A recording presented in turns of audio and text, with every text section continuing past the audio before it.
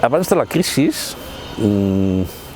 teníem un perfil de persones que eren ajudades, acompanyades i que moltes d'elles se'n sortien.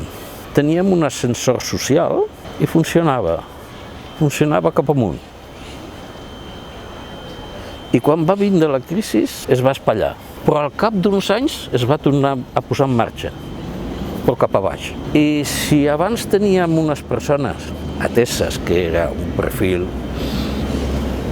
majoritàriament dona, sola, amb fills, immigrada i baixa formació, amb la crisi vam tindre tota mena de perfil de persones, titulats superiors, empresaris, persones que havien estat en ràdio, televisió, la faràndula.